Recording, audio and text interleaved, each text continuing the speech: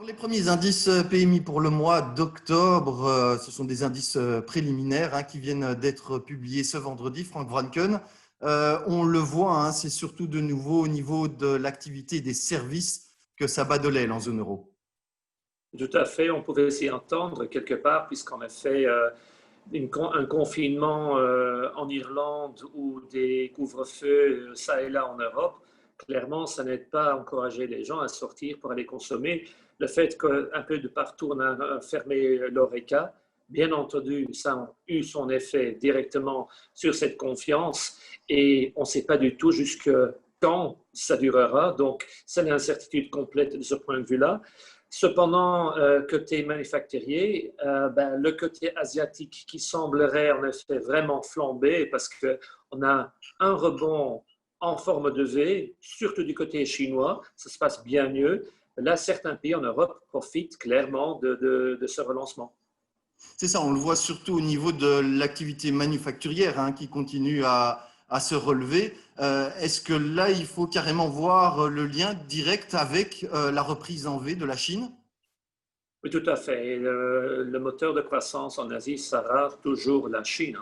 Même si le dernier trimestre, la croissance était en dessous de leurs attentes, donc juste en dessous de 5%, ça veut quand même dire que cette année-ci, prenant en compte s'il n'y a pas d'accident de parcours pour le quatrième, que c'est le seul grand pays au monde qui terminera cette année-ci avec une croissance positive.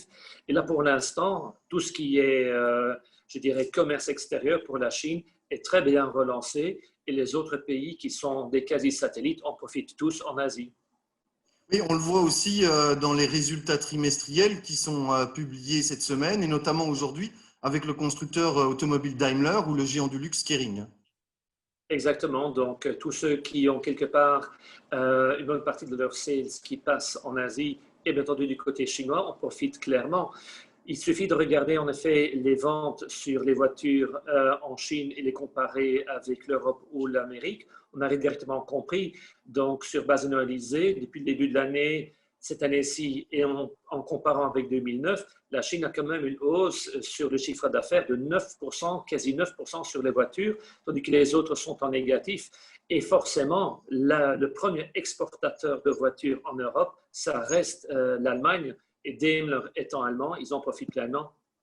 On imagine que la récente appréciation du yuan ne fait qu'amplifier cette remontée des exportations, mais aussi, j'imagine, des importations en provenance de Chine. C'est une bouffée d'oxygène, en tout cas pour nos exportateurs vers la Chine, puisque forcément, nos produits seront plus compétitifs. Et donc, le gain de compétitivité fait que la rentrée sur ce marché est un peu plus facilitée. Inversement, bien entendu, bon, les produits chinois coûteront peut-être un peu plus, mais de leur côté, je pense qu'ils ont quand même un peu plus de marge du côté de productivité et sur la main-d'œuvre qui, quand même, pas mal de secteurs restent en dessous de ce que nous avons en Europe.